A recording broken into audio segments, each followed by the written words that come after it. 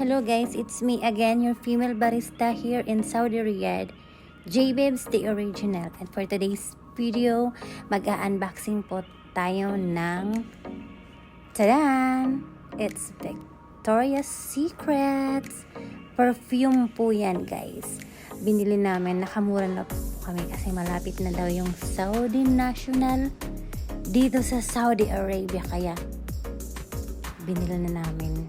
Chares. Tayo kasing mga Pilipino, hindi pwede ang walang pabango. Dapat may pabango. O, signature natin yan guys. Yan siya guys. 3 peraso. Isang box na yan siya guys. Nasa 100 riyal na yan siya. 3 for 100 riyals. Ang babango nila guys, legit 100% authentic mabango. Pero ito talagang isa yung pinaka-favorite ko na pabango kasi nga yung scent niya parang guava na blossom na parang melon, parang siyang candy ba, sweet. Para yan ang pinaka-gusto ko talaga sa lahat. Yan yung pinaka-mabango.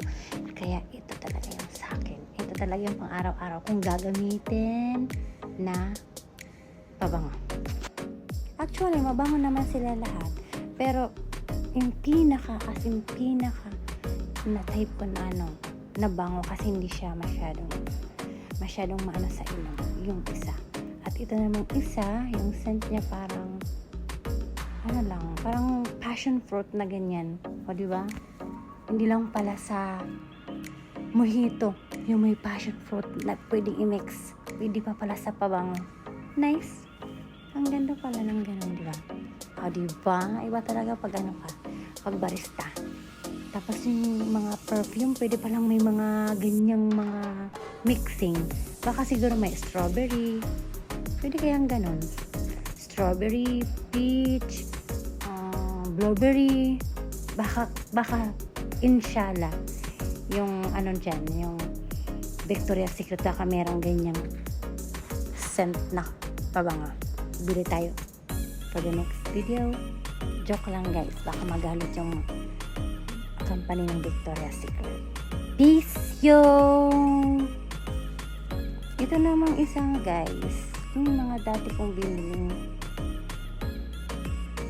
na kulon pabango sa Victoria's Secret, kaso hindi ko siya bet kasi habang tumatagal hindi na siya mabango. 3 pa naman sila. Mahal pa yun. 175 for 3. Pero ngayon, bagsak presyo po sila.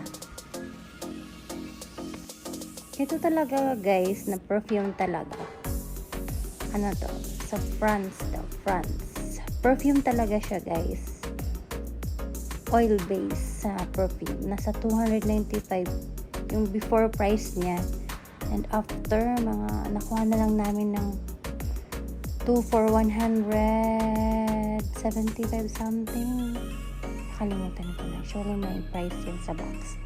Hindi ko na tingnan. Ito yung yung isa na 2 for 170 plus siguro yung nabili namin. Hindi pa kasama po yung VAT. Akala ko kasi basta all in all, yung binayaran namin is 270 plus.